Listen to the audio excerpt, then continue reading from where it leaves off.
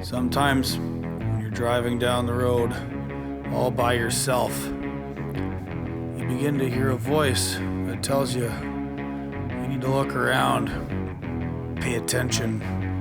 Maybe something isn't quite right. That voice is me. It's the voice of Gord.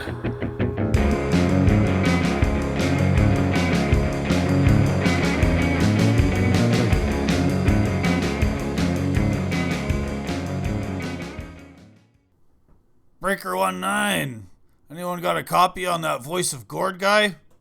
Oh, that's me. Hey, how's it going, everyone? Quick intro here before we get to today's guest on this latest episode of Voice of Gord. Just a little bit of housekeeping. Wanted to let you guys know I've been extremely busy with writing commitments and appearing on other people's shows.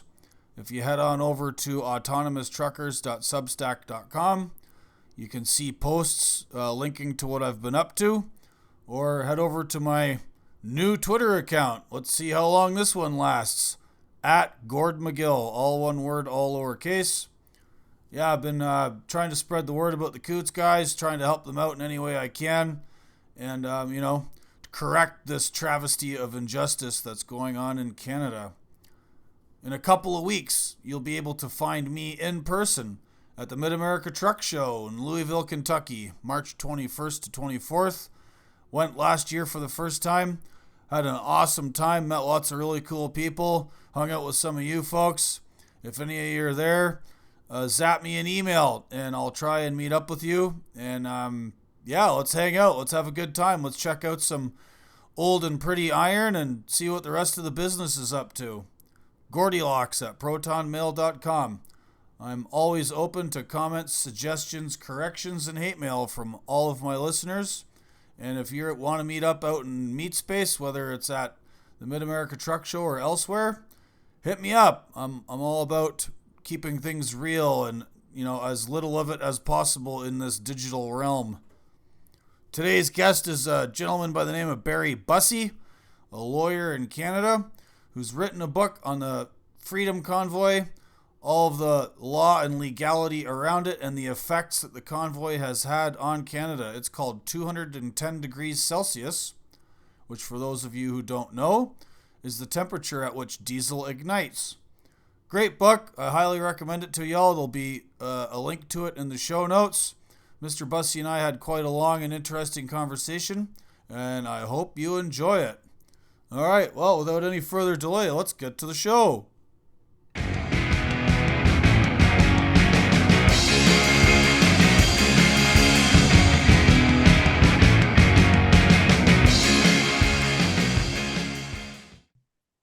All right, g'day everybody. Welcome to another episode of the Voice of Gord podcast. I'm Gord. This is my voice. As part of a series of shows I'm releasing for the second anniversary of the Freedom Convoy, the largest protest and biggest peaceful protest in Canadian history, a seminal moment in the journey of the nation of Canada.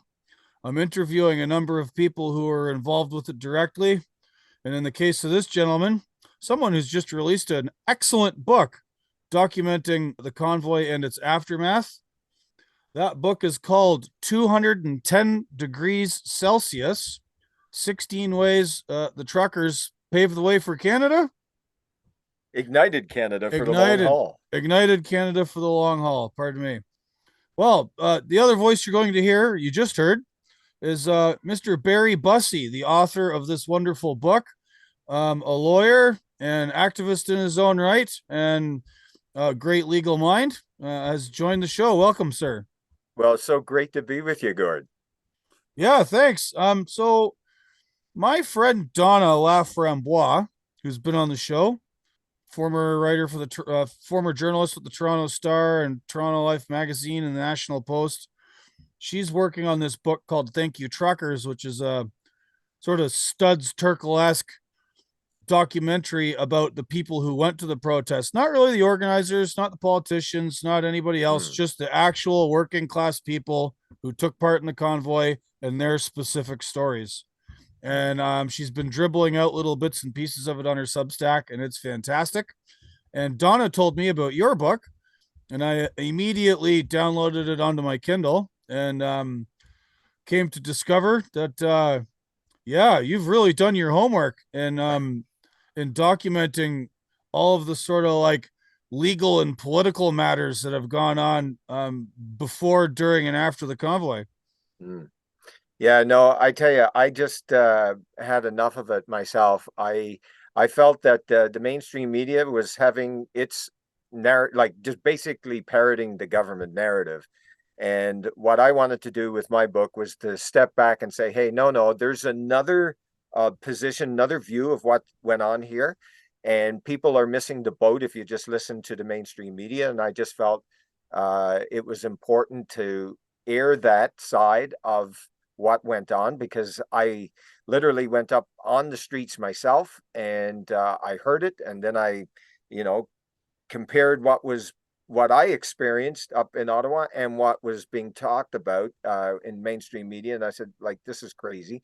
And then because they were just so over the top against the people who are up there. And let me tell you, it was the best experience really of my life, as far as recognizing that here were people who were subjected for so long during the COVID madness, and finally they had an opportunity to express themselves. And it wasn't in violence, it wasn't in smashing police cars, it wasn't burning buildings. It was just simply literally having a kind of a winter carnival festival of hugs and high fives and passing around hot chocolate, and it was just a great opportunity. And yes, there was an awful lot of anti-government, anti-Trudeau sentiment there, certainly, because people, they lost their jobs, they lost houses. I talked to a number of truckers who shared with me how they,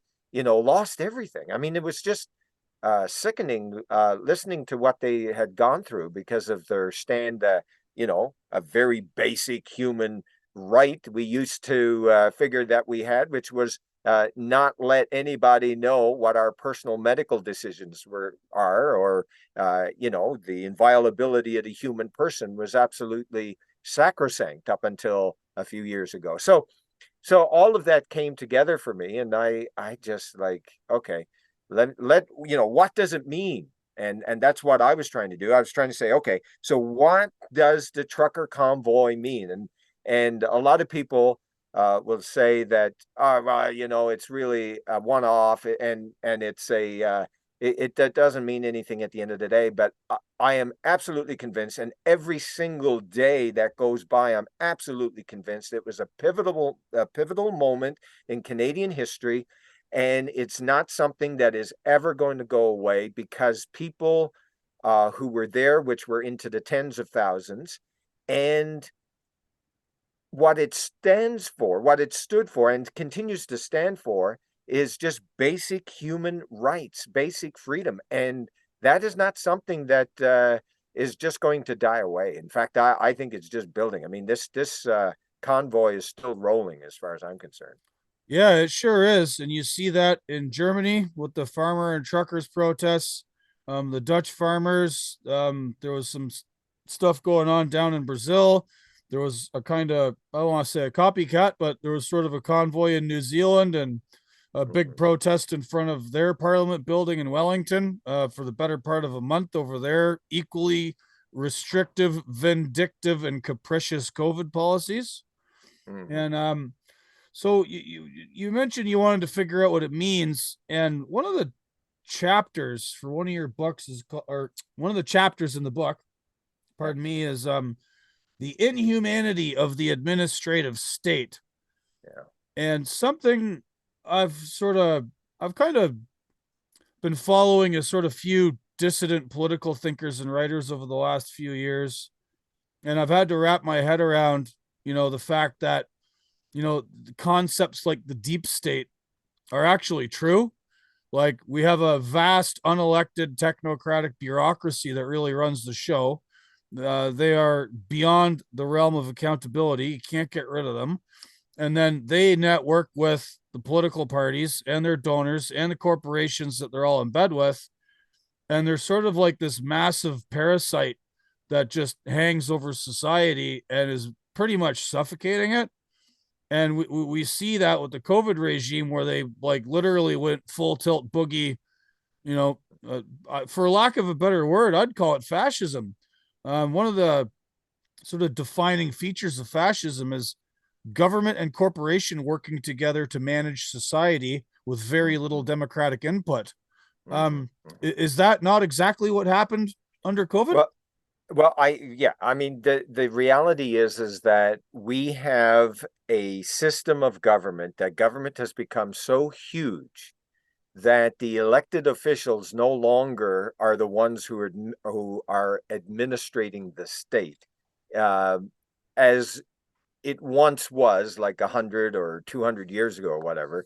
But now what's happened is that our legislatures have basically delegated their authority to full-time so-called experts working on behalf of the government to implement the legislation.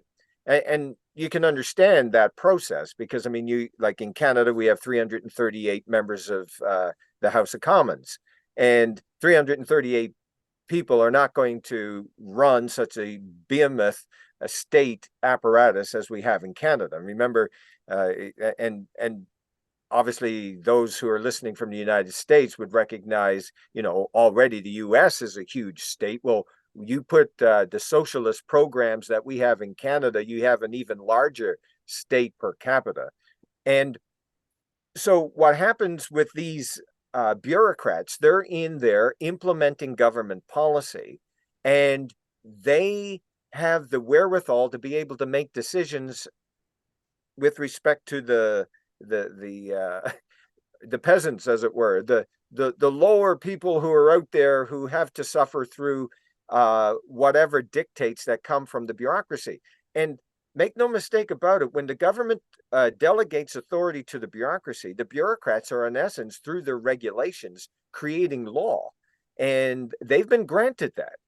And we had, like, a number of people were sharing with me going to the border, the Canadian border, and because they never had their vaccine, they were brought up before the local health authority, who was stationed right there. And oftentimes these were young people. I mean, they were just out of the university, often in their early 20s or so. And now they're given the power to issue tickets of $6,000 per person, and requiring people to stay at home, quarantine and so forth. And then they would make little notes like this. One friend of mine, he and his wife came through. They didn't have the vaccine, and the young girl in this case, who was not accepting their story that they would in fact quarantine, because they said they would, but she put down a note there that it was something like suspicious, or that they could not be trusted, or something like that. And next thing you know, they go home and they have police officers showing up at the door and coming into the house to make sure that they're quarantined. And it's like, the tremendous amount of power that was given to bureaucrats. In this case, it was a public health authority. It's indescribable. And then you have all of, not only just the government apparatus, but now you have the regulators of various professions, such as the physicians, the College of Physicians and so on, that are now delegated authority to regulate doctors. And then suddenly they come up with policy, and they're implementing policy on the physicians. And I talked to, just a little while ago, I spoke to a physician who was, went through 13 years of training and education, his various internships he had to do in order to get his designation to be a physician in a hospital doing anesthesiology and so on. And then now suddenly, because he doesn't go along with the program, he's out of a job. but the bureaucrats don't care. The healthcare authorities don't care. They're not worried about all of that effort and everything else. And it's one thing to be absolutely certain in the so-called science that if we do not implement this program, then people's health are going to be in danger. And as time has now gone on, we recognize, no, it's not near as dangerous, not even close to what was feared.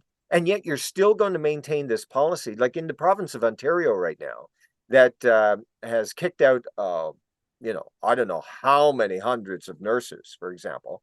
And the government now is trying to get nurses from other countries to come and take the positions of the people they fired. Why not just hire them back? I mean, you used them at the beginning of the pandemic, when there was no vaccine, and they were perfectly fine then. And that was the heat of the pandemic. That was when the virus was its most potent form, and they were okay then. They were the heroes at the time. And then suddenly, because you got this policy, and now we know that this policy is not the science that is supporting it is not what we thought it was, and you're still going to maintain this policy. And so the inhumanity of the bureaucrats I saw with the nurses who lost their jobs. I saw it with students who are in their final year of university, and they were told, sorry, but you can't continue. And so now we didn't know how long this was going to last, but we thought, like, these students were like, okay, so is my career over now before it even started? Now, eventually, after some shaming and all the rest of it, the academic institutions backtracked and now allow students to come in that are unvaccinated. But at that point, they lost an entire year or more of their education, and like no one cared. One of the things that the students said to me, I had a number of them that literally drove all the way out to my house because they were at that time it was lockdowns, and so it was almost like a secret meeting. They migrated it out to my house, and we sat down and strategized, and I helped them with trying to find exemptions. Some of them got it, but others didn't. But their point was no one was speaking to them. When they would send in the email to the university, they just got an unnamed email back. It was like the bureaucrats didn't even want to put their name at the bottom of the email. Well, this is how they obfuscate responsibility, right? So in order to diffuse accountability and make sure that no one is ever actually in charge and no one can be fired and no one's ever actually, holding the bag for anything, the bureaucrats don't have any names. If they do get called for something, they'll just say, well, my boss told me to do it. And then their boss says, well, this was policy. And then the policymakers say, hey, you voted for us, we're doing it. And then nobody's ever held accountable, right? The whole exactly. system has it's got a diffusion of responsibility, which also means you're never going to get any accountability because there's no one thing you can point to other than voting maybe for a politician. But then the political parties are all effectively either evil, useless, or some combination thereof, and that doesn't leave the citizenry with a whole lot of options. No, absolutely. And the thing is that because the bureaucracy stays in place from one election to another, and it's only just going to be the upper echelon of that bureaucracy that will change in any change of government. And in Canada, unlike the United States, where there is this idea of the victor, to the victor, the spoils, where an incoming administration can change huge swaths of bureaucracy. And I think there's going to be even more change coming up, and if we get a change in government in the United States. But in Canada, there is this idea that bureaucracy are supposed to be neutral and that they're not political. But I think anyone who's followed Canada would know that that's not quite how it happens on the ground. So But you're aware. Speaking of supposedly being neutral, yeah. you're a lawyer. I'm sure you understand this. 76% of the judiciary in Canada are donors to and members of the Liberal Party. Right. And Right. the entire judiciary is appointed. Nobody gets voted into that position, right? I know. And all of the superior courts in Canada are appointed by the Prime Minister's office.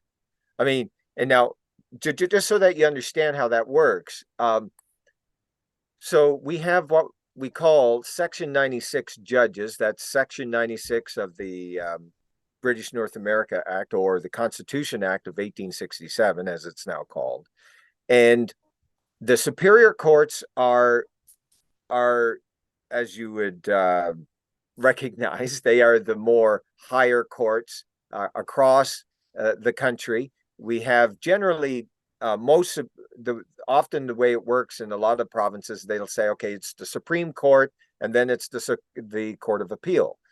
And now there are provincial courts. So the all of the superior courts are federal. So they're appointed by the Prime Minister's office. You can imagine the amount of power and authority that gives the office of Prime Minister when he or she will appoint all of these superior judges, and then they're appointed until there's age 75. And the same thing then with the Supreme Court of Canada and the federal courts of Canada. So tremendous amounts of power are given with that. And because the it's the politicians, i.e. the Prime Minister's office, that appoints, you can rest assured that they are wanting to have loyalists to their ideology. Now, this was always, I guess, a case in some respects, because there was this idea of once you're appointed on the court, you're supposed to be absolutely neutral. You're you're adjudicating the law. You're not going to be adjudicating ideological positions of the government or anything of that nature. I'm personally of the view that right now in Canada, we're seeing a more and more ideologicalization, if that is a word. But the judges that are being appointed are in essence going through a test of ideological. The loyalty test. The loyalty test. And the reason why I say this, and for those who may be listening, and some of my legal colleagues in Canada would be saying, "Hey, Barry, that's overstating it." But let me just state my case for a little bit. Number one, the Prime Minister has made it very clear that when it comes to the issues of justice, it's going to be his views that are to dominate. Where have we seen that? Well, we've seen it in a perfect example of his treatment of Jody Wilson-Raybould, who was the Minister of Justice when he was first elected. And he appoints her Minister of Justice, but she's also the Attorney General, which means she is the top lawyer that's dealing with the enforcement of the law across the country. So there's almost like a conflict of interest, really, in many ways, because she's a member of the government, but she's also enforcing the law. And in Canada, we call all of our government prosecutors as crown attorneys. Anyhow, the thing is, she wanted to have, or that there was a process whereby a corporate felon, as they would say in the United States, but a criminal corporate body, a construction company, was involved in criminal activity in Libya, and the Canadian government, SNC-Lavalin. The SNC-Lavalin was prosecuting SNC-Lavalin, but SNC-Lavalin, which gets all kinds of government contracts, if they were found guilty of this crime of bribery or whatever all else was involved, it would have not been eligible for any of the government contracts. So they were lobbying the government like crazy. And so they actually changed the criminal code that allowed for prosecutions of corporations to, in essence, to be able to get a settlement that was not going to give them any kind of conviction. And so they would have to pay a fine as opposed to being convicted. And okay, because a conviction would mean that the government would no longer do business with them in the future. exactly.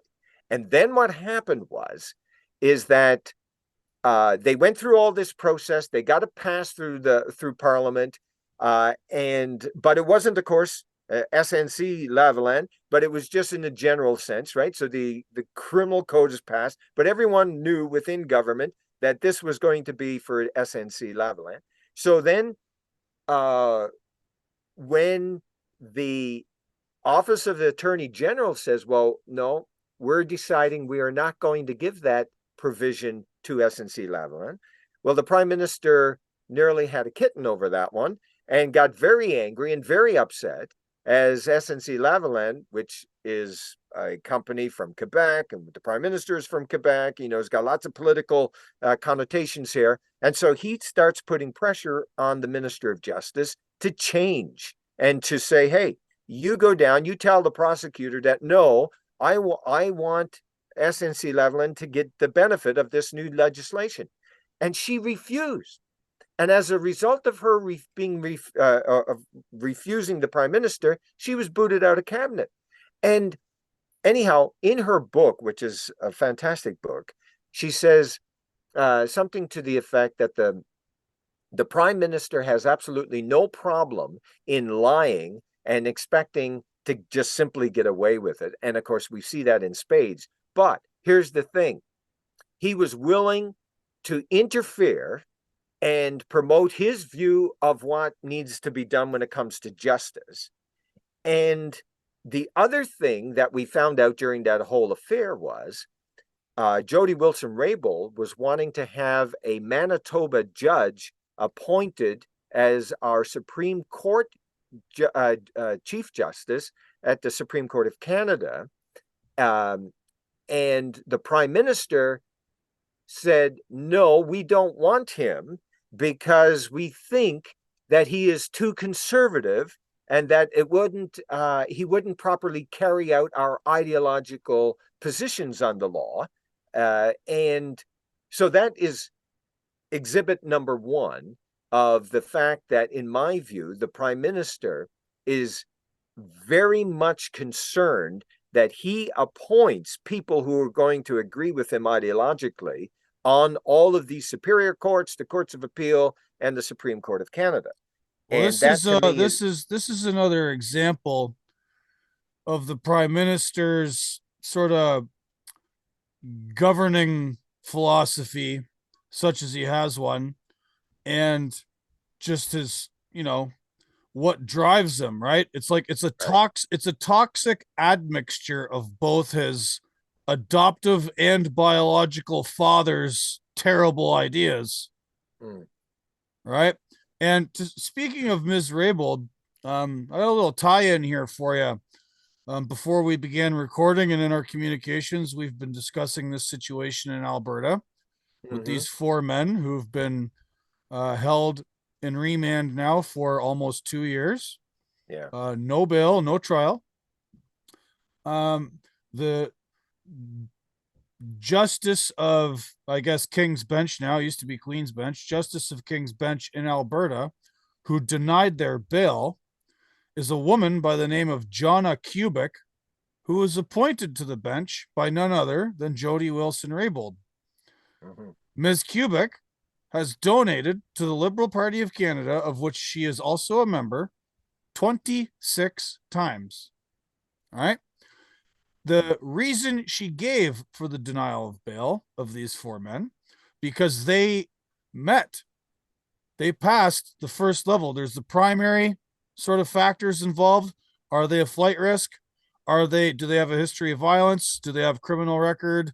Are they going to the possibility to reoffend. None of that applied. None of them had criminal records. I mean, the one guy had some kind of juvenile possession of ecstasy or something, and perfectly upstanding citizens. And she's like, well, we can't do that, but on tertiary grounds, because of the seriousness of the allegations, she said that letting those men out on bail would bring the court system sort of into disrepute or doubt in the minds of the public. So it was a sort of diplomatic way of punting to say, my bosses want these guys inside. There's no reason for me to deny them bail, so I'm just going to make something up, right? Well, I unfortunately I haven't had a chance to read that decision, but I tell you what, in our discussions, and I very much appreciate the work that you've done, because in preparation for this interview, I looked up a number of the articles that you've written, and I just want to compliment you for taking this so passionately, because these gentlemen, there is no question that they are suffering great injustice in this country. Now, on the issue of this judge, let me just say, first of all, every judge, I don't know of any judge that has been appointed that didn't have some kind of connection with the political party in power. It's very rare because of it being a political thing. Now, granted, the various Canadian bars, the Canadian Bar Association, as well as all the provincial bars, law societies, they would, they all make their recommendations to the Prime Minister, and then it's up to the Prime Minister. Like there is a whole committee system that works. But anyhow, but nevertheless, when judges are appointed, they are required, because part of making sure that the administration of justice is not put into disrepute is that the judges are not to be political anymore. It's kind of like, and this is where the common sense people will say, hey, so you spend all your life involved in politics. You said how many times? 26 times to the Liberal Party. So all of that, and now you're on the judge, and then you're going to tell us, now you're on the bench. Now you're going to tell us, well, I'm going to put all that aside as I administer justice in the country. And so a lot of people will say, hey, hold on here a minute, right? But anyhow, that's how that's how the system works. That's, I'm sure there's lots of discussion about how we want to make things better. But it's when we get these hot political cases like what we have here, that raises all kinds of questions. And we saw that, I can only just say, because I've studied the Tamara Leach case a lot more, what I saw was that the lower courts, in other words, the provincial courts, the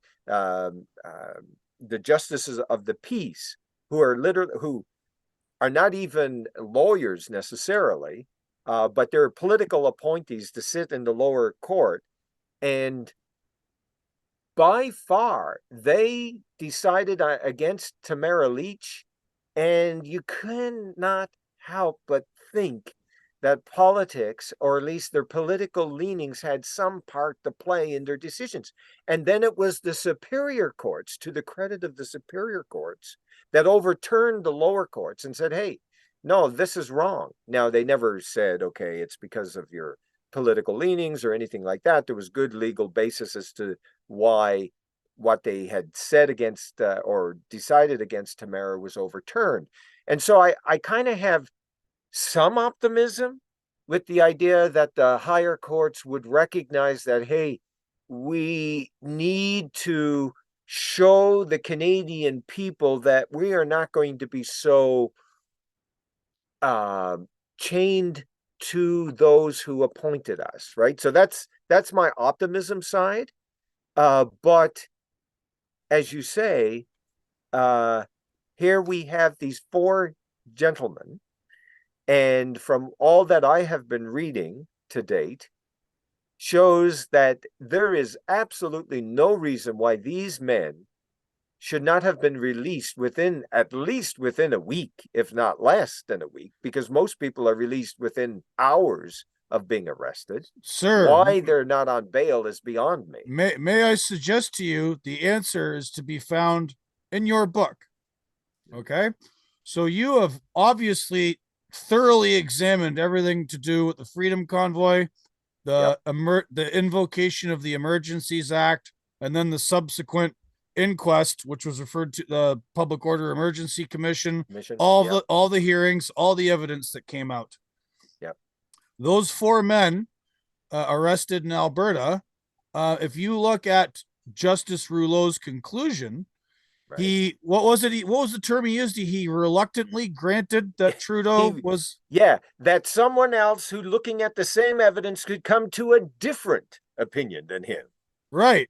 Well, if you look through his conclusion, he basically hinges his what got him over the line of reluctance and said, okay, you're good to go, was evidence he claimed he saw about these guys in coots, right? There was a famous staged photo of all these guns, most of which don't belong to the guys that were arrested.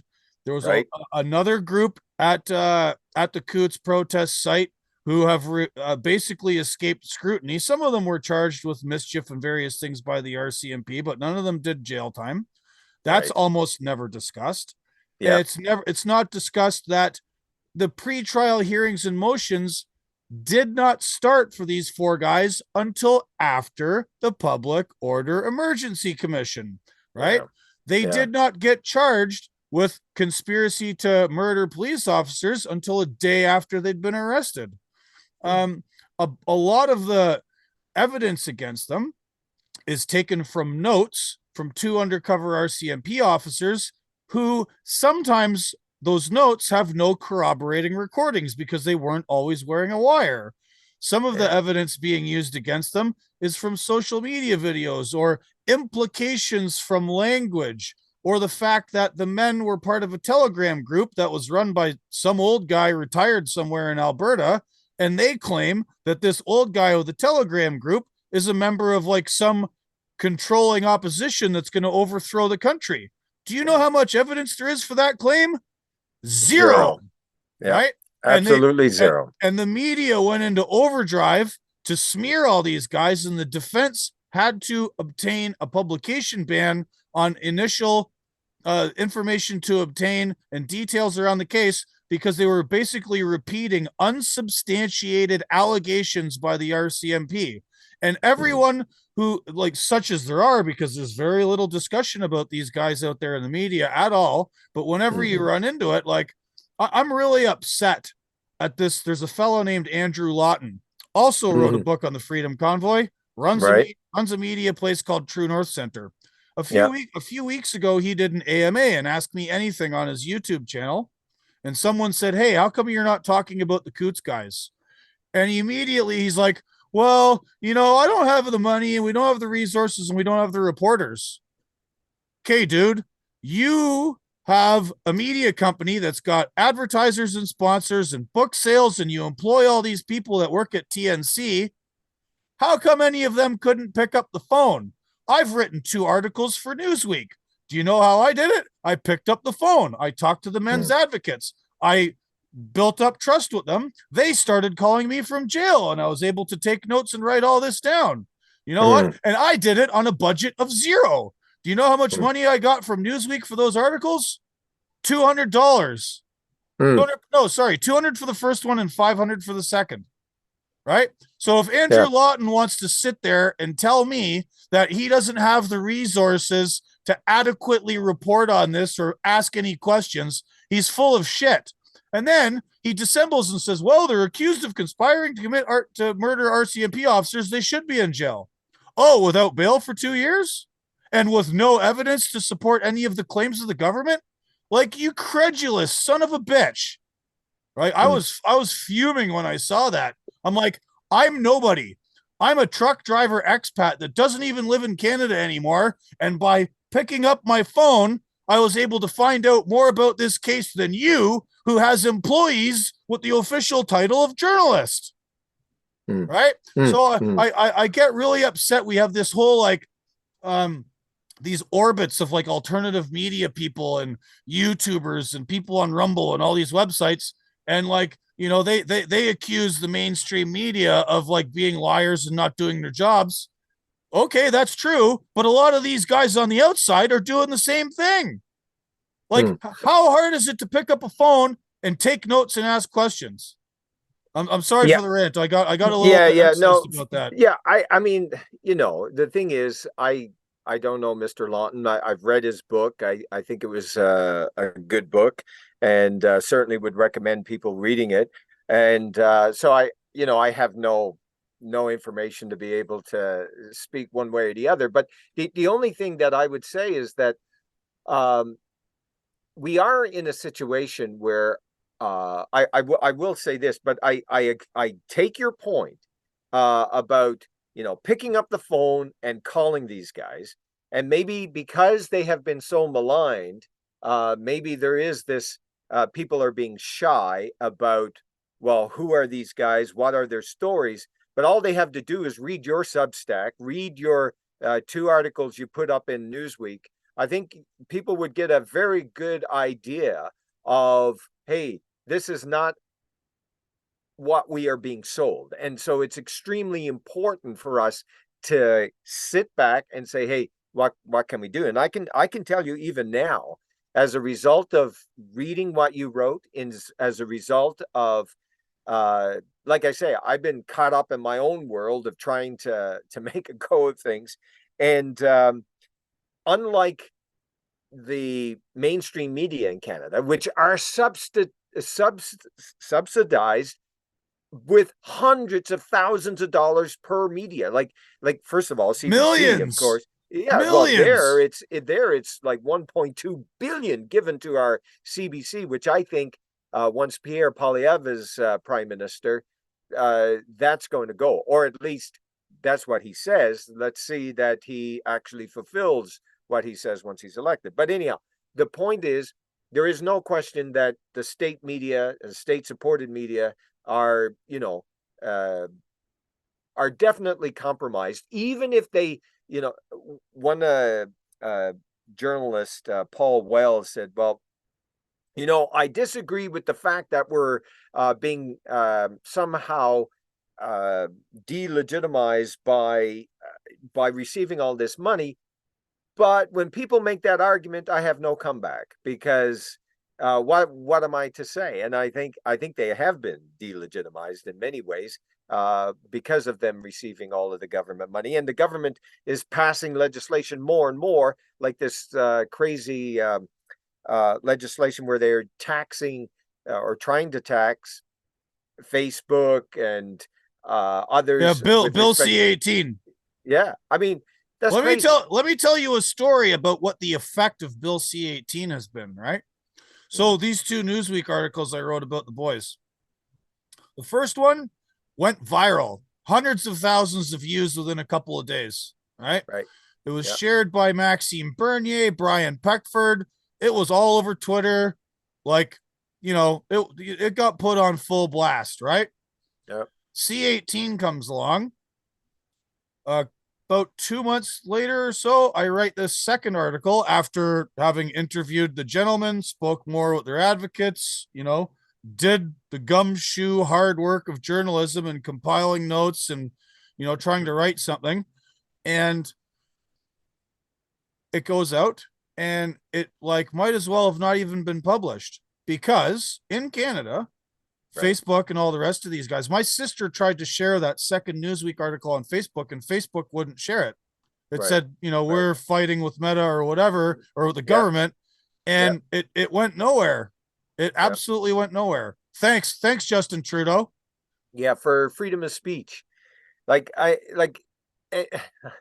Yeah, you know, and I think this is the big thing. I see government putting a big net all around the entire country when it comes to freedom of speech issues, wanting to control the internet. So CRTC, which is the Canadian Radio and Television Commission, which is now taken upon itself because of the government's legislation to say that now they are going to control the internet. So how amazing is that? I mean, so our Canadian bureaucracy now is going to be controlling the internet, making sure that the internet does not interfere with the messages that the Canadian government wants us to hear.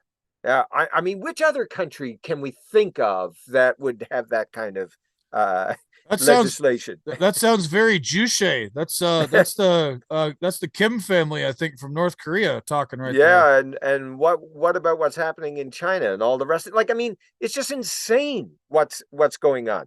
But so government, and notice what's been happening over in Davos in the last little while.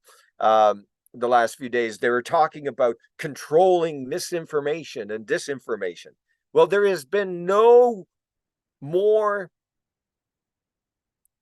an entity that advocated disinformation, in my view, than the current Canadian government.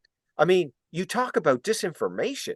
Listen to what the Prime Minister said about the unvaccinated and all the rest. I mean, it's just mind-boggling to see what's happening. And now he's planning on controlling or how would I say, vetting what people will be saying on the internet. I mean, it's just insane. Like pretty soon, all podcasters, and they keep denying it, but everyone knows full well that eventually what's going to happen, anyone doing a podcast in Canada is going to have to be registered, and we're going to have to eventually, follow some kind of code of conduct and all the rest. And make no mistake, the Prime Minister has a particular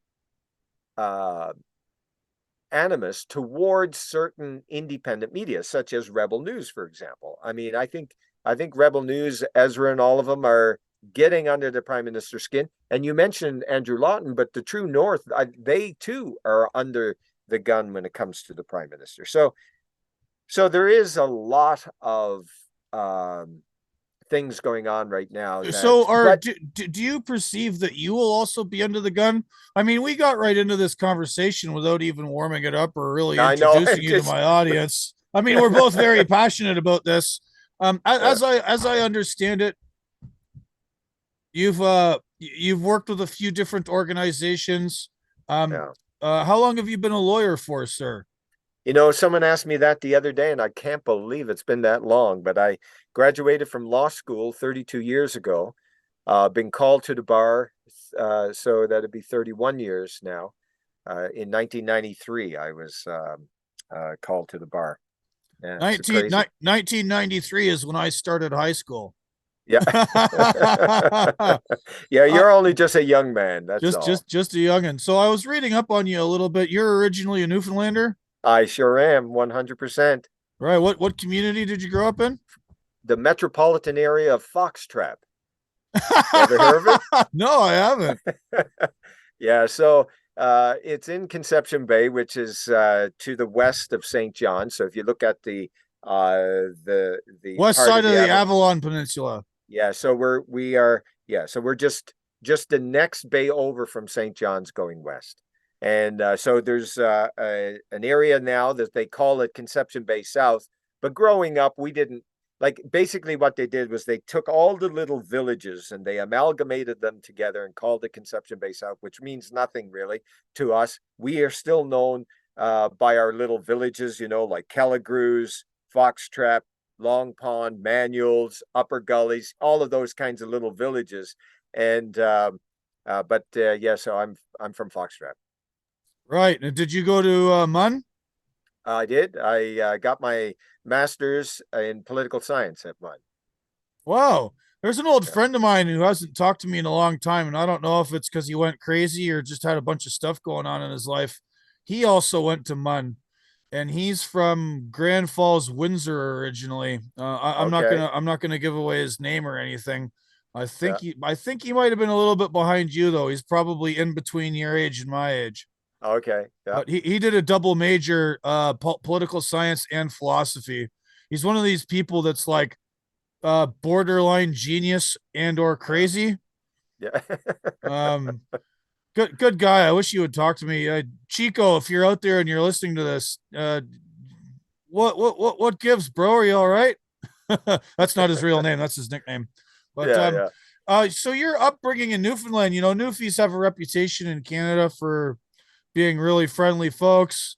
Hmm. Um, oldest part of the country. The Leif Erikson and the Vikings showed up, and then the Yeah. French, and it's theorized that the Bosque were fishing for cod off the Grand Banks before Leif Erikson even showed up, and they just didn't tell anybody.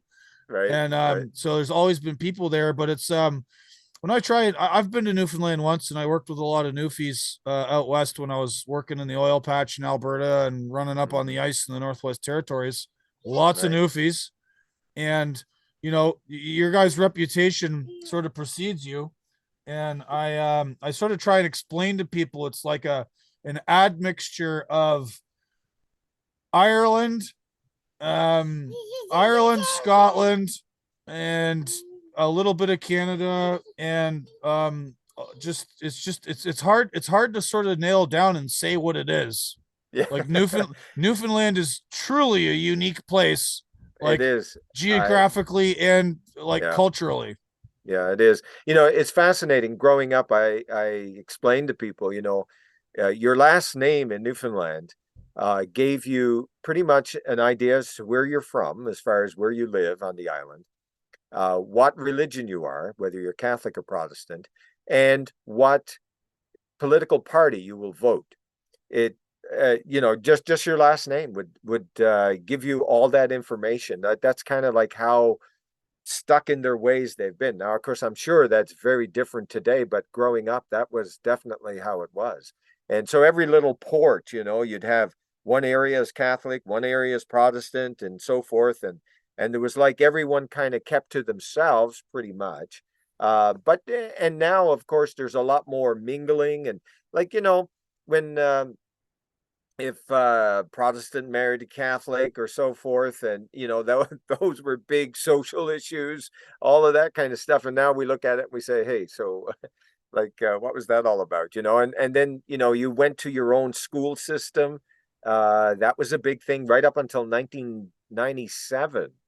We had distinct Protestant and Catholic schools. That was very much part of the thing. Is So is that still the yeah. way in Ontario?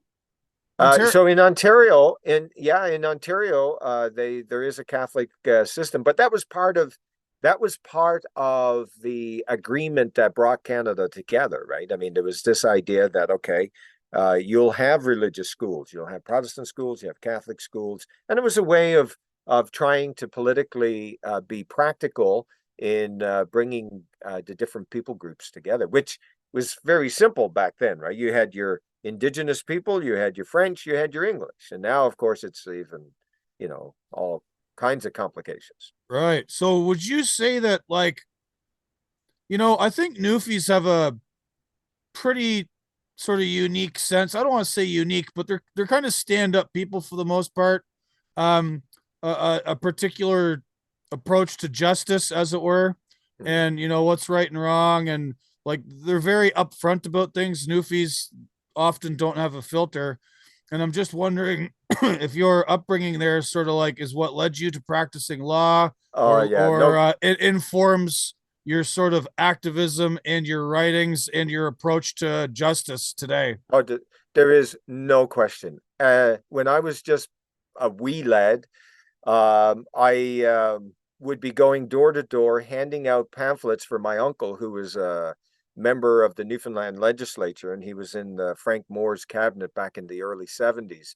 And so, literally, like, I mean, so I was born in 65. So by the time I was like 72, 73, I'm only 7, 8 years old. But I remember very plainly, I remember going door to door, handing out flyers for my uncle.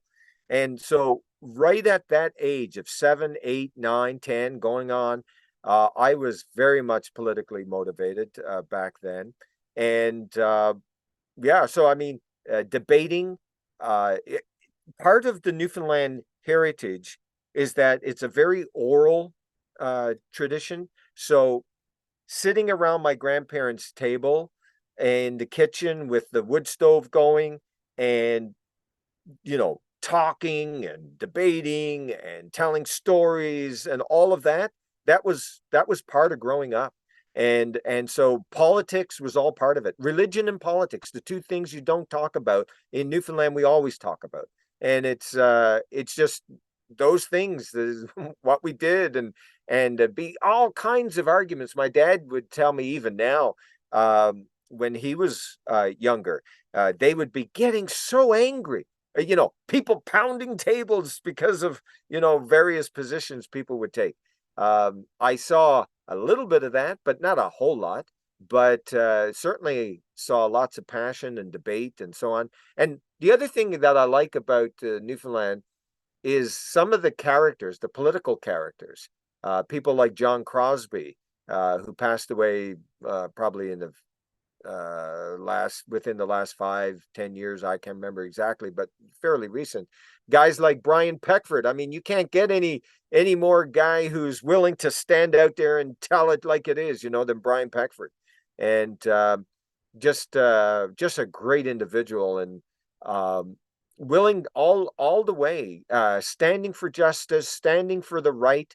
It was kind of like that's what we did. And when you have a place that has the history that we have, for example, the French came, fought off the Spanish and the English to say, okay, we're taking over now, and then the Brits would come back, and then they'd fight, and they'd take it back over again, and we've had that several iterations where the French took over and the English took over and then the French took over, and fighting over the fish.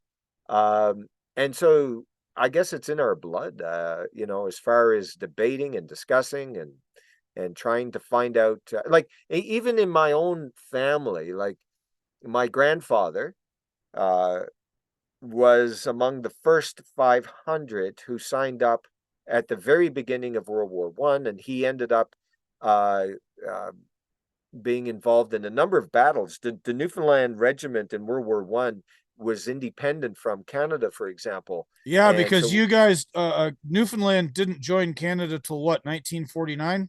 1949, that's right. And so we were under various British, I guess, generals and so on. And so we fought with the Aussies in Gallipoli. We fought with the New Zealanders in France. And the Battle of Somme on July 1, 1916, is when our entire regiment was decimated in 30 minutes. Beaumont 800 Beaumont Hamel or something, right? Beaumont Hamel, that's right. And my grandfather was there, and he was wounded and ended up being shipped over to London, where he recuperated and then sent back again once he recuperated to fight again. That's how it was. Wow, And that's quite something to be a survivor of the RNR, because almost none of them guys came back. 68 answered the roll call the next day Oof. out of 800. And so my grandfather was among the wounded, so he was shipped back to London. But yeah, it was brutal. Can you imagine? 19 years old he was when he was in that battle. Can you imagine the amount of atrocities he saw, where his buddies were just literally blown to pieces? It's incredible to me. And unfortunately, my grandfather was, I would say, a very damaged man. He had the whole post-traumatic syndrome in spades. He was a very troubled individual throughout life, uh, and those ramifications are still ongoing in many ways. And it's I've often thought of that. In fact, I've got after he came back from the war, he was the Newfoundland government would send the veterans to university or wherever they wanted to go. Some went to back to England or Scotland and became physicians. Others went to Dalhousie University, like my grandfather, and he ended up going and becoming a land surveyor. And so I have his compass from his transit. Oh wow, that's And amazing. yeah, so this is this goes way back to the early, probably, who knows, probably to the early 20s or something. But yeah, so it's just amazing when you see the history and the sacrifice that and Newfoundlanders, even to this day, I talk to a lot who are in the Canadian military and have been over the years. A lot of my friends, a lot of my neighbors joined up in the military. It's kind of like it was a one of the things that a lot of Newfoundlanders did over the years. Yes. Yeah. Many such cases with outposts of the mother country Yep. being called to defend the king and his interests. Hmm. So you leave Newfoundland eventually because now you're in Ontario, Hmm. and you've been doing a lot of work with would I be incorrect in calling them faith sort of centered organizations? Yeah, yeah. I've spent a lot of time in my legal practice working for Christian charities of one form or another. Uh, and what has motivated me, I guess, throughout my career has been this sense of um, uh, the issue of law and religion and religious freedom. That's always been a big part of my thinking and part of my activism, if you wish, or my advocacy. I've been involved in a couple, well, five, I guess, five cases now at the Supreme Court of Canada where I've been there intervening on behalf of various religious organizations dealing with religious freedom issues. And it's always been part of my writing and all of that kind of stuff.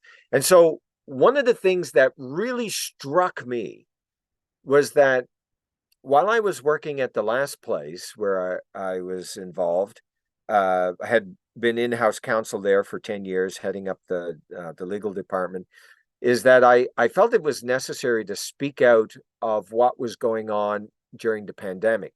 I saw the pandemic and the treatment of the unvaccinated as a spiritual issue.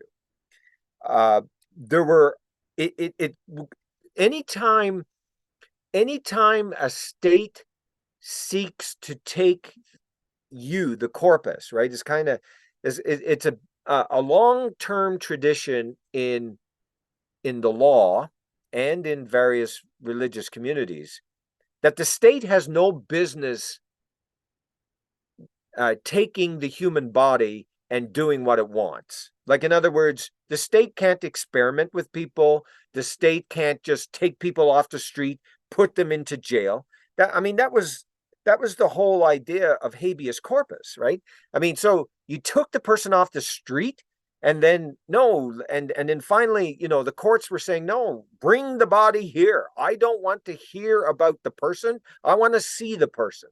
And we had this, from Magna Carta onwards, we had this idea that you can't just treat people like that, because historically, in the Judeo-Christian understanding, man was made, man meaning men and women, was are made in the image of God. And the law always had this great sense of respect for the individual. So when you have a prime minister and you have a government saying you must take a vaccine, and whatever your religious position, whatever your thought on the matter, but if you want to keep your job, if you want to be able to fly, if you want to be able to travel, if you want to be able to go on a ferry or a boat, you've got to be vaccinated. So on this You're point, now going into the internal philosophical religious mindset, and you're violating the body to boot, and that's what really got me going. right. So yes, that is a violation. And I have used a term that some people get triggered by, some people think is overly strong, but I think it's an accurate reflection of what went on in Canada, and that term is medical apartheid, right? If Mm-hmm. you did not uh, comply with the government's dictates to take this new and experimental gene therapy into your life, you were barred from using federal transport. The provinces tried to bar you from all kinds of private businesses where they normally would have no basis or legal grounding to prevent you from interacting with someone else like that. And they basically treated the unvaccinated like lepers, like a separate caste almost, Mhm. like the untouchables, the Yes. Dalits in India. And, Mhm. you know, that actually happened. Like that happened. This is That not, happened. I'm not making this up. And No. people get really mad because I use the term apartheid. And it's like, all that is Afrikaners for apart. It's Mhm. Afrikaans. It means apart. That's literally Yeah. what it means. But Yeah. because it's been so long associated with a particular political ideology out of South Africa, the term has been isolated, and it only means that. And you're never allowed to use that language again. Yeah, well, see that's another problem I have with our current society that seeks to commandeer language for its own ideological purposes, and I think we have got to fight back against that. Uh, and I think there is no question that the unvaccinated were vilified in a way that we have not seen in Western democracies ever. Other than maybe, I suppose we could say, um, the treatment of the Japanese, that this just popped in my mind, the treatment of the Japanese during World War II, where they were, in essence, put into internment camps. Um, but, there were also religious people put into internment camps in Canada, which many people don't realize. And they're called work camps. But those who were conscientious objectors to bearing arms, for example, Mennonites and others, they were put into camps around the country and basically in forced labor. Um, and I understand, like, so what it was that if you refused to go into the military, then you served the same amount of time. And actually, the religious young men had no problem with it. They just felt, okay, we're going to serve the country in this way by working in the work camps. And some of them left the work camps as soon as it was allowed to be on the front lines with the infantry as medics. And a number of them in 19 towards the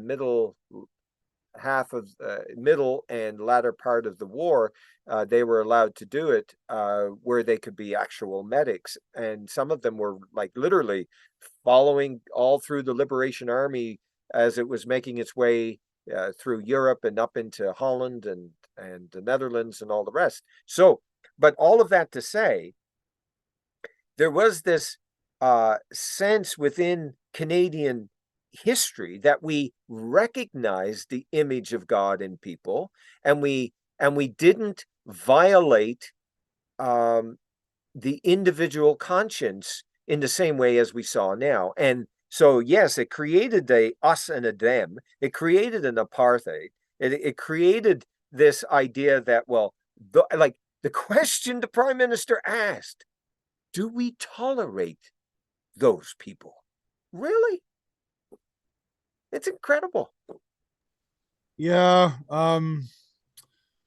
The scapegoating and outgrouping and divisive language of the prime minister um, probably only exceeded in debasement by his later attempt to say he didn't actually do that.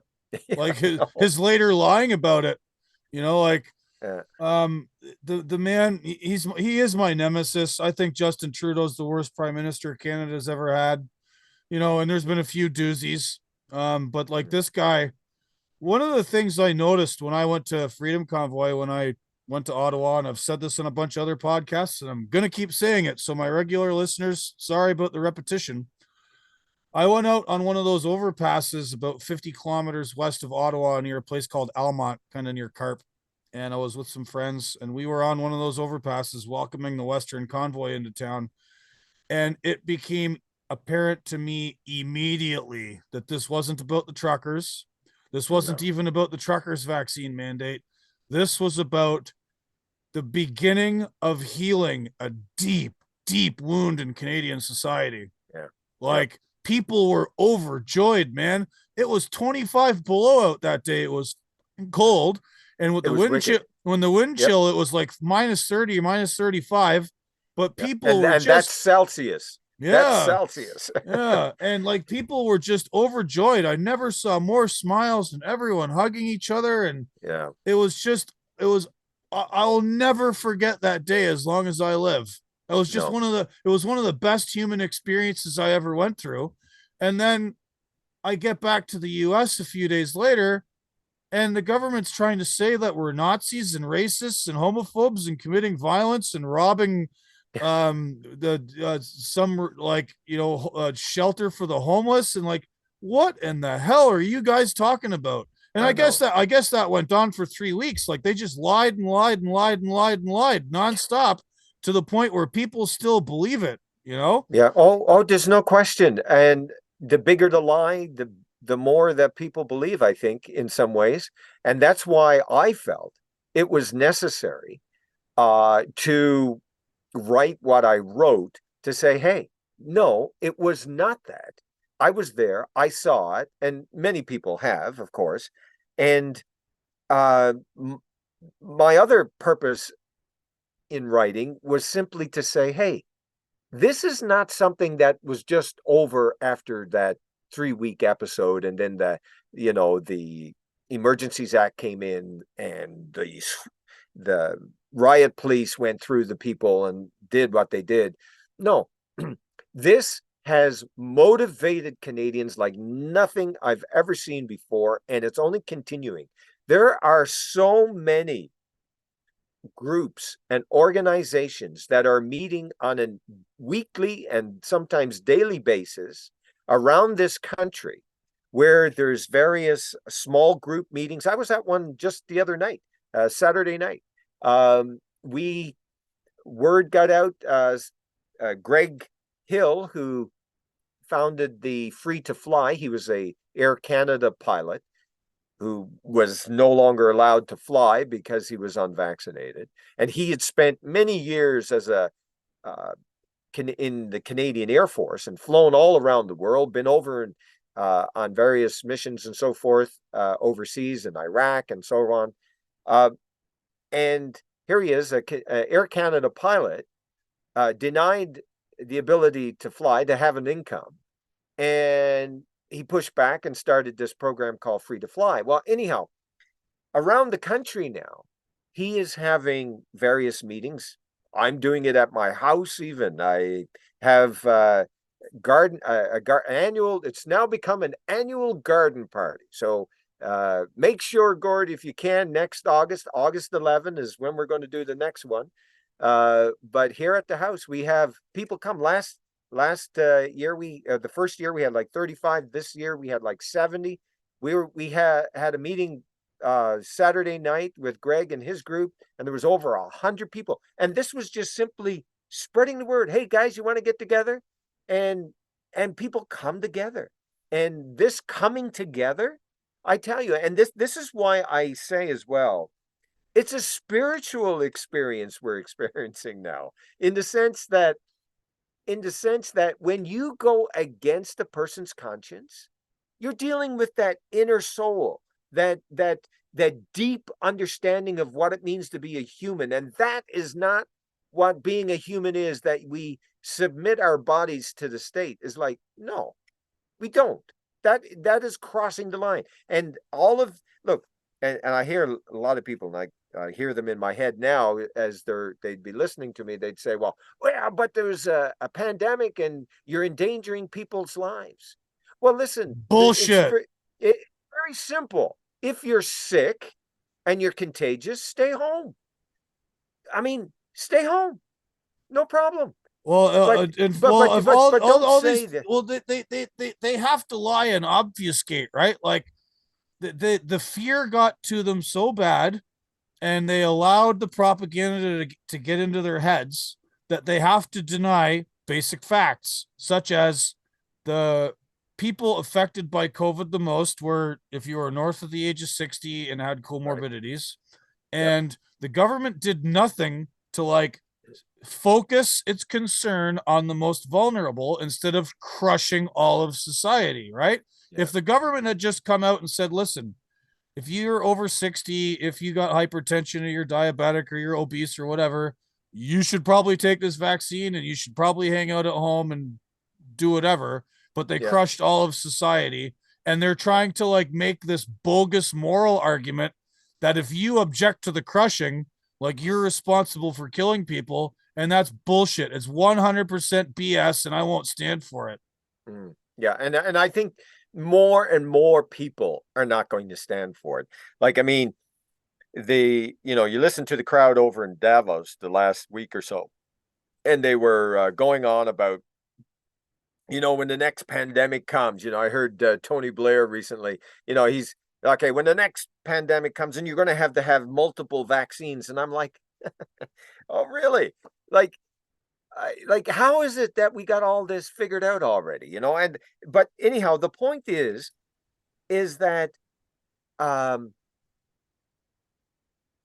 they have lost the ability to convince people at this point. There will be some, of course, and unless they're going to come in with a heavy hand of the state, I don't know. I just don't see how. I mean, anything's possible on the other end of the barrel of the gun. I suppose, people will do all kinds of things. But it seems to me that there is now a recognition that people are going to be a lot more critical in their thinking of things in the future. And while yes, there was an awful, we saw the example of people just doing things because, well, I don't want to lose my job. I don't want to, all of that. And that has powerful, and that has, I mean, there's a lot of hurting people out there even now, but I've talked to a lot of them and they tell me, look, I wouldn't change it one bit. I'd still not accept the job for the sake of going along with the state on this issue. There's no way. And as we've seen, as it's unfolded, the government jumped the shark. It was way overdone.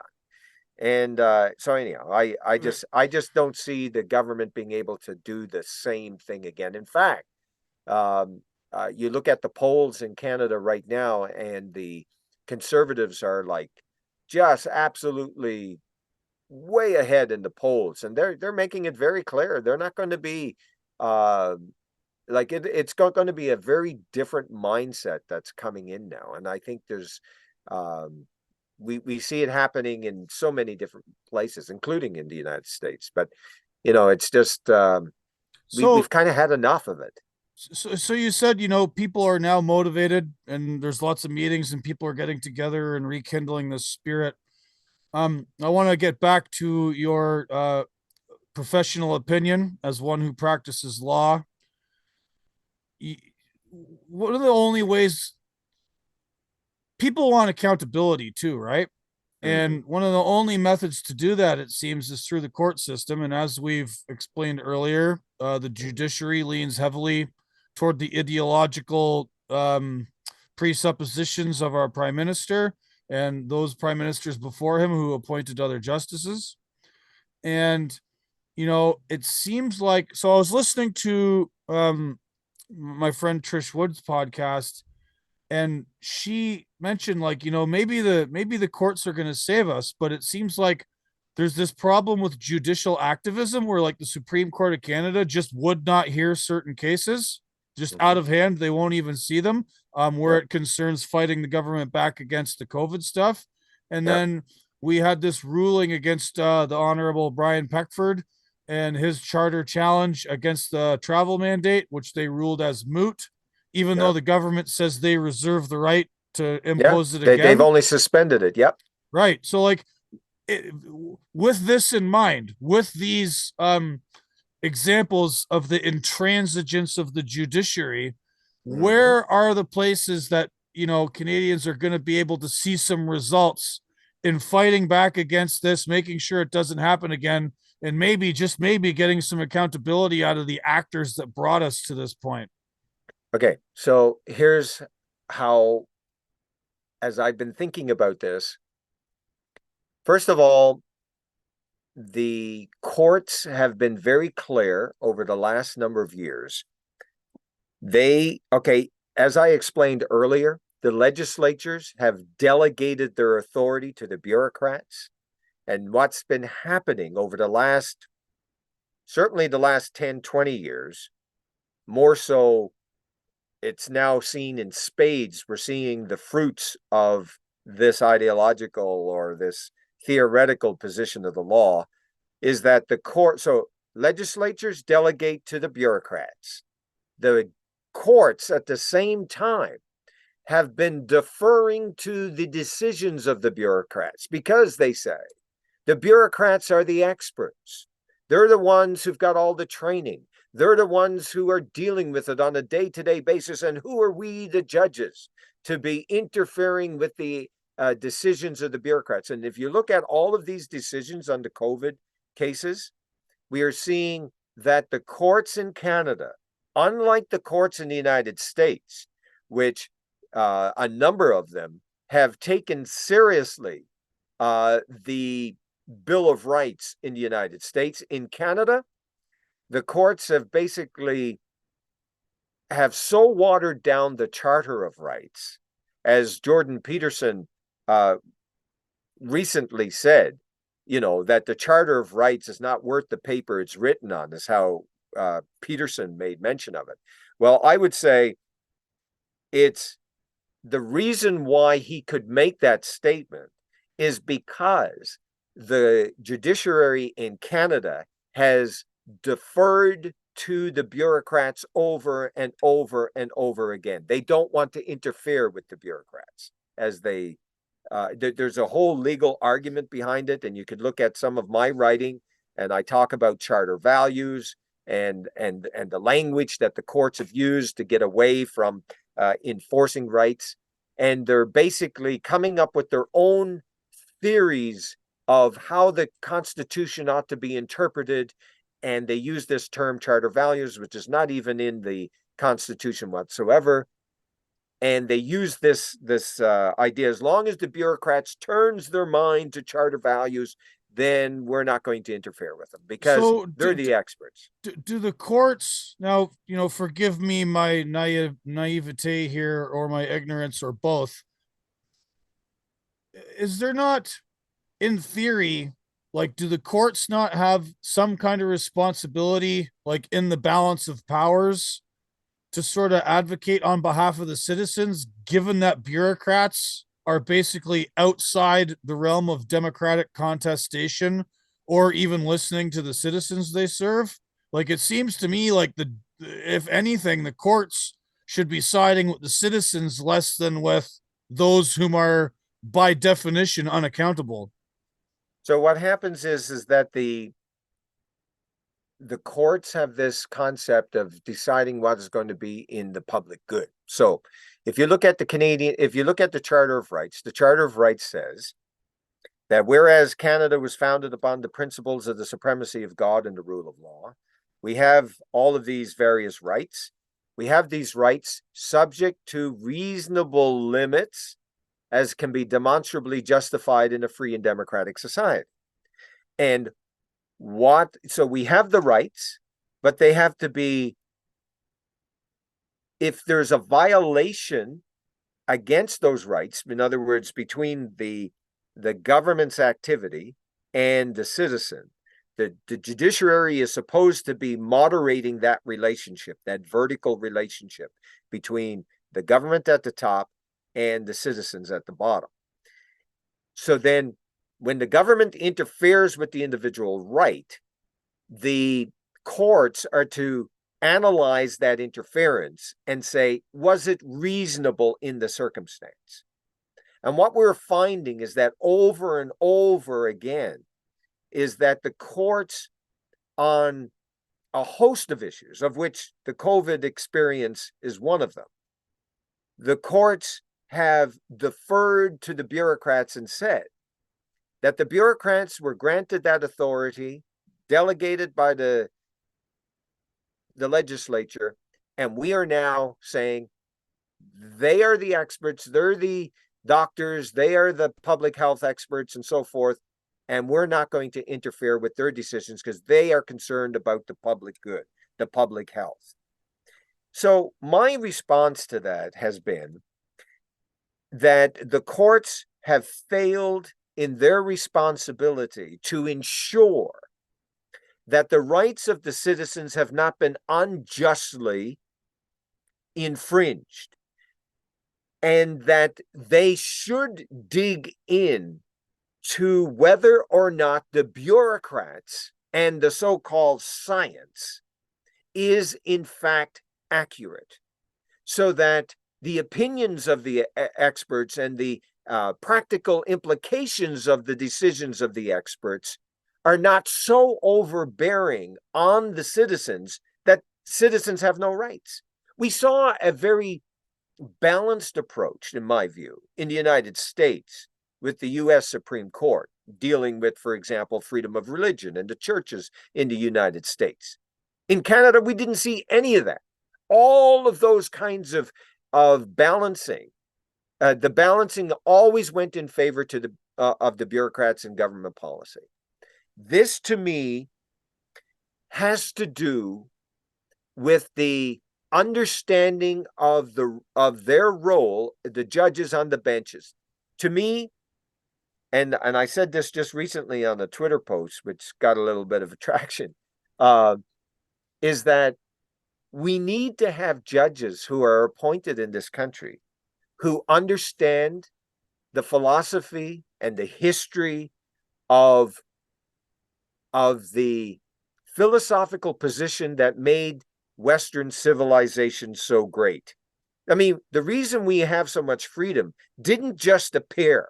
Like it just didn't just happenstance. No, there was some very serious philosophical reasoning that came as a result of the aftermath of much bloodshed. For example, after the English Civil War and the whole Oliver Cromwell experience and the decapitation of the king and all the rest of it. And then all of the debates that went on with John Locke and with Montesquieu over in France. And then we got the American experience with Madison and Adams and Jefferson. And everyone was debating, what does it mean to be human? What is it the rights that we need? We need that today. We're not getting it. Listen, I've been through Canadian universities and studies, and I took political science in St. John's at Memorial, and I had some really great professors there, and we got into Locke, and we got into Machiavelli, we got into Hobbes, and the whole philosophical, and I mean, it was like rich. But then when I got into graduate school in Canada, working on some other graduate work in other universities, my word, it was all woke ideological arguments that, like, where was Locke? Where was Hobbes? Where was all of this stuff? And it's been less and less and less. And now we've got this mindset that history began in 1982 when we got the charter. History didn't begin in 1982. And the court's pronouncements on the law in the early decisions of the charter were actually very good. I mean, you look at Justice Brian Dixon, who was the Chief Justice when the charter came into being in Canada. You look at his reasonings. He's constantly referencing philosophy and law and theology and theological concepts that actually made an impact on the law. Today, no judge would go into that. Why? Well, because that's unacceptable today. You don't go talking about those concepts anymore. And so we've got a wholesale change in mindset in those who are sitting on the bench. And to me, I think, with all of that's been going on, they just simply don't understand. I know this is going to be one of those comments that people will say, Bussey is just shooting off his mouth. But in my mind, we're lacking a respect for the deep classical understanding in the Judeo-Christian Western civilization understanding of what it means to be human. and it is as basic as that. Yeah, And we I've arrived at similar conclusions because I went through a period of being obsessed with politics, like many young men do, and we have a very significant deficit of meaning out in the zeitgeist right now. yeah. And you mentioned we were talking about the judges and the bench. There was our current Chief Justice, a fellow named Richard Wagner. Mm-hmm. He gave an interview to one of the French language newspapers and basically accused the Freedom Convoy of being like anarchy and we have to use the Yeah. full force of law to deal with it. Well, Why? actually, the full force of the state, he said. When is it the purview of a judge to, before hearing any evidence about anything, and basically saying you no longer have a right to protest and the state has every right to crush you? Unless, of Like, course, you're going to protest what is acceptable. like how is he one of these people that got nominated by like Chrétien or Martin or Trudeau the Younger? Like, where did this guy come from? No, he got nominated by Harper. Yeah, well, we have a uniparty. We have a problem here. Okay, So so that's a very interesting case. I a number of friends of mine did a petition when he made that statement to the Quebec paper. I think it was Le Devoir. Yeah, Le Devoir in Montreal. And I mean, you read those statements and it's kind of like, wow. Like really, it's kind of like, wow. Most understanding has been, I've heard this said by a number of politicians in the past. They had a lot of good friends, but when they appointed them to the court, they no longer became their friends.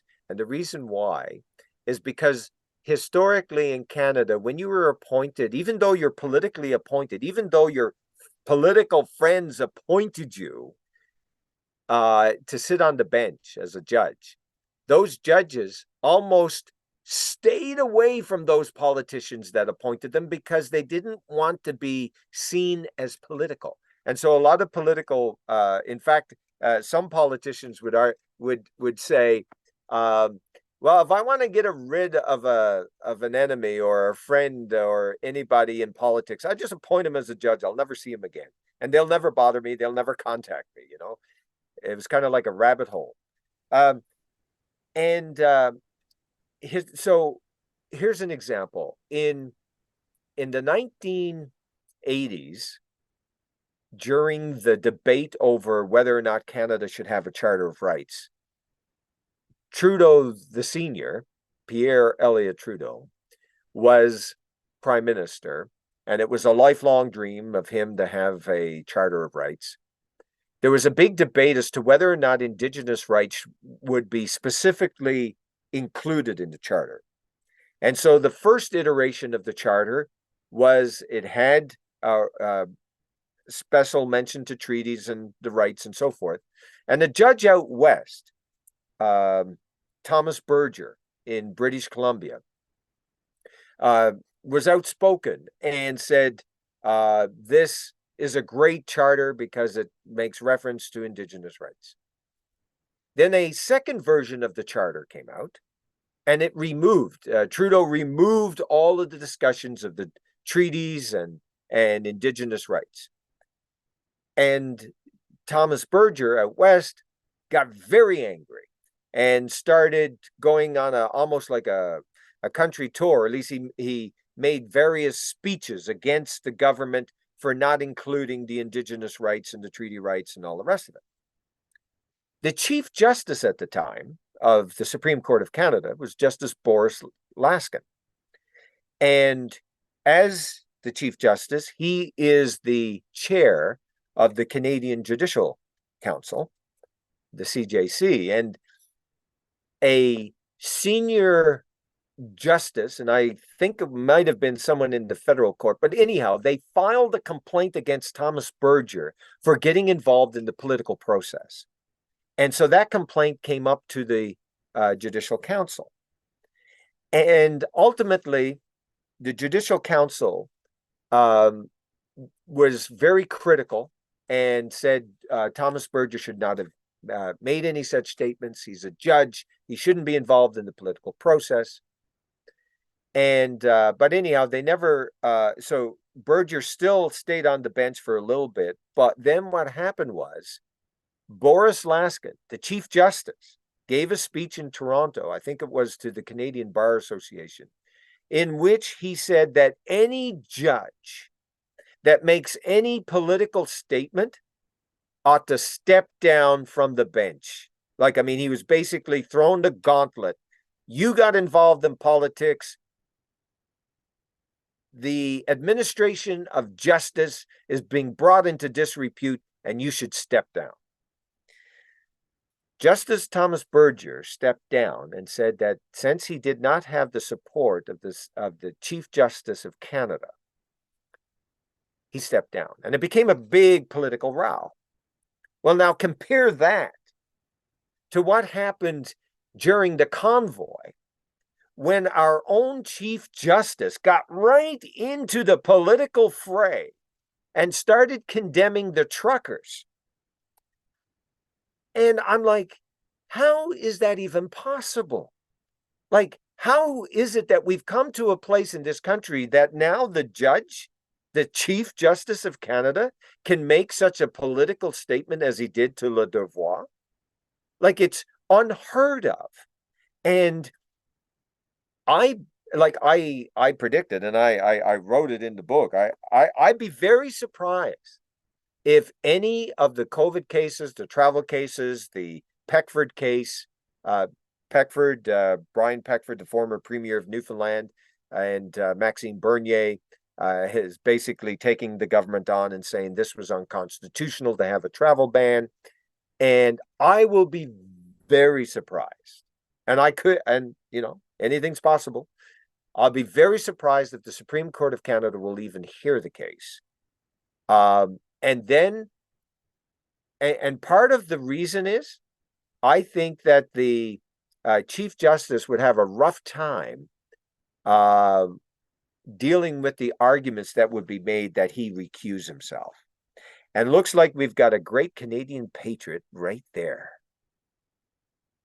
How are you doing, young lady? This is my daughter, Georgia. Georgia, say hello. Hi, Georgia. Yeah. I guess we have talked a fair bit here. Well, that's all right. We can go for. I can give it another few minutes, and then I'll go and help Mama here with bedtime. All right.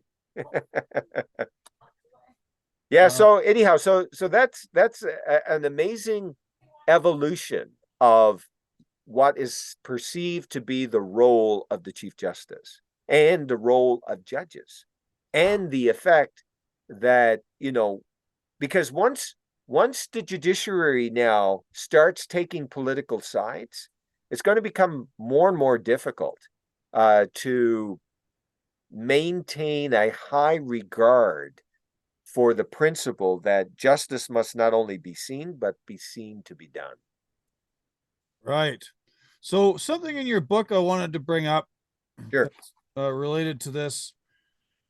You use the term cathedral a lot. Yes. And I think we had an email exchange because there's an American dissident thinker named Curtis Yarvin who started using the term on his old blog called Unqualified Reservations. And to him, the cathedral is the sort of confluence of media, the academy, and the government. And this is how, like, it's now it's sort of own cased. They're separate from everybody else, and they are the sort of power elite, and it's where all of these institutions overlap. And I have to wonder, the judiciary and the court systems, we're all human. They all hang out in the same clubs. You know, they're Yeah. they're they're friendly with lawyers, and lawyers all went to school, and lawyers all have political aspirations, and politics is heavily embedded in the cathedral, and the whole thing is very messy. And I just wonder, you use the term a lot in your book, and do you see, like, do you get the sense that, like, the judiciary in Canada is like too close to Cathedral Nord and too influenced by it, and is not standing a safe distance outside of it in order to have, claim to be just, to actually administer justice without having been influenced by the cathedral? There is no question in my mind, and I use the cathedral in the same sense, which is quite fascinating. And I had no idea of this author until you mentioned it to me, and I want to read some more on what um, this philosopher has, his views and so on. But yeah, my thought is that there is a cathedral. There is a sense of what is the accepted opinion, and it's the academia, the all of the various power centers of government, of the bureaucracy, and all the rest. It's almost like they're reading from the same song sheet. What was phenomenal to me is that even during the pandemic, the courts themselves were like they were taking orders from the government as well with respect to um, I'm I haven't studied this a whole lot, but I did hear of one judge. Actually, I've heard of two judges. One was a justice of the peace, so that's the lower provincial magistrate kind of thing. Um, One justice of the peace that I'm aware of ended up having to step down because of refusing to take the vaccine. But all of the courts across the country have not have basically I don't and there is another judge, a Superior Court judge somewhere in Canada that I've heard of. I'd like to find out more about it, but did not take the vaccine and has I think there's some discipline being applied, and I don't know exactly to what extent it is. But all of that to say, I am definitely of the view that the judiciary has definitely been influenced by the cathedral. I think there is this now the cathedral it's amorphous in some sense, but it is the idea of that there is an accepted opinion amongst the thinking class or the people with the right opinion. There are, you know, Bruce Pardy, who's law professor at Queen's University, also makes the point that there is this idea that in certain circles, and I call that circle the cathedral, where if you don't have the right opinion, you're not only wrong, but you have to be crushed. And that's kind of how I'm sensing it. And that's how it's almost like you're no longer deserving. And what I was very happy to see in the Tamara Leach bail hearings, and we'll see what the decision is going to be in the coming weeks with her trial, and her and Chris Barber and so on. But I was very pleased to see some judges take a very strong pro-freedom in pro-freedom in the sense that the lower courts were just taking it way too far, and the courts never used the term political, but in my view, I think the courts recognized the political nature of those decisions. But to say that the courts are influenced by the cathedral, I would say absolutely. There's no question. They're human. And everyone wants to be accepted, and everyone wants to be part of the cocktail circuit. And there is no question, in my view, that there is an acceptable position on these things. And if you're outside of it, you're in trouble. And that's just how it is. So Do you have designs on one day serving on the bench and being the cranky old guy that actually wants to maintain the the foundational pillars of Western civilization? you know um, uh,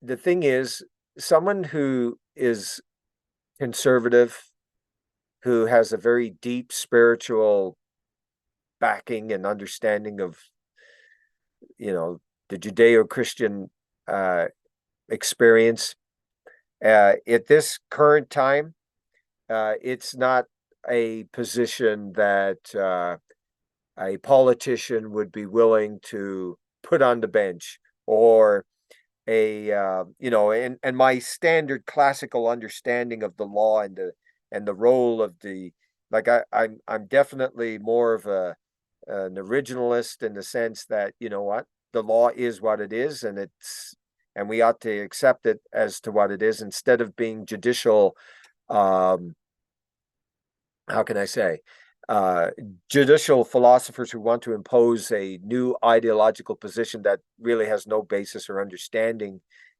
in the law, and because they want to modernize it. And I say, if you want to modernize things, then that's what the legislature is for. That's what the political process is for. Um, that's not a that's not an acceptable view in this country. And so I'll be the outsider, and I will do my writing and my podcasts and my presentations, and just continue advocating for a wide spectrum and understanding of the classical understanding of what it means to be free, the importance of the individual, and just the long tradition that we've had in our philosophy, in our society, that has served us so well, and yet right now is being hammered as if it's somehow an alien. It's kind of like, I remember this book, Go Between. There's a famous line where it says something like, you know, the past is a strange country. People do things differently there. They sure do. And as the kids online like to say, it's about time we return. Yeah. Now, Barry Bussey, you've been extremely generous with your time, sir. Do you have My any pleasure. more? Would you like to plug your book a little more? I mean, Yeah. Hey. we were supposed to talk about your book, and then we just like went off in all these directions about Well, law and yeah. Well, let me just highlight the book just a wee little bit. I call it 210 degrees Celsius because that is the temperature at which diesel auto ignites. So the idea here is that the Canadian government put so much pressure, so much heat on the Canadian people, that just like diesel, when the conditions are right, people erupt automatically. And that's how I saw the convoy. And in the book, I have a couple of chapters that just kind of set the stage, that point out a discussion about the election that I feel changed Canadians, where we created the other of the unvaccinated in the election of 2021. And it was indeed a tribal attack against unvaccinated Canadians. And the truckers stood up and said, no, not on our watch.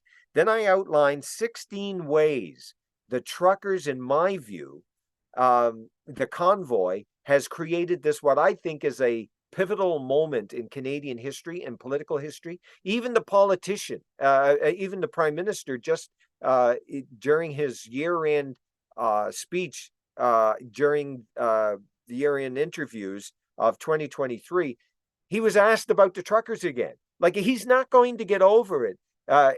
He's not going to be able to bypass the idea that he imposed the Emergencies Act, the most powerful legislation against the Canadian people. He's not going to get over it. I feel among the items that I say, the 16 ways that they ignited Canada for the long haul, is that, number one, they gave people hope. They broke Trudeau's monopoly over the COVID narrative. They gave the average Canadian a voice, and they revealed, and the truckers revealed, that in that velvet glove of the prime minister was a steel fist, which is a take of, Bismarck's idea back in the 1800s, but revealed also the importance that justice must not only be done, but seen to be done. The failure of the academics, the mainstream media, the banks, the healthcare system, the police, the politicians, the lies of the prime minister, the nonviolent. The failure of every institution in society that's supposed to stand up and protect us. Right. And then also, I think that one of the great things about the protest was that it was nonviolent. And that to me gives it so much legitimacy. And finally, I believe that the protest awakened faith and freedom in the Canadian public again. And I saw that in spades when I was up there in Ottawa too.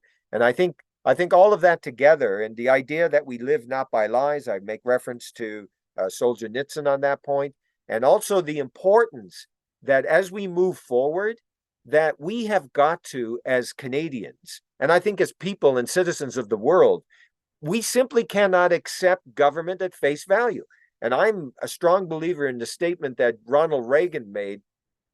He said that that you be very careful when the bureaucrat comes to you and says, "Hi, I'm from the government. I'm here to help." 9 most terrifying words in the English language. I'm from the government and I'm here to help. Yep. Yeah, exactly. And so my point is, look, hey, this was a pivotal moment. We need to harness the power and the energy that it gave us as Canadians, as citizens, and really ignited the world in many ways, right? I mean, we got these protests going on in Germany. You mentioned New Zealand and others. I mean, yeah, no, it woke people up, and I think that's a testament to individuals who said enough is enough. Right. Yeah, enough was enough. And I really dig your book. I'm not 100% all the way through it yet, but it's been making for fantastic reading. It's very, very well documented, very thorough. All of your arguments are backed up. It's a sort of historical tome about the sort of political ramifications, all the legal stuff. It's a great book. 210 degrees Celsius, 16 ways the truckers ignited Canada for the long haul. Everybody go buy it. And Barry Bussey, thank you so much for your time. Well, thank you so much, Gord. It's been a pleasure. Right. And as I like to end every show with way of the road.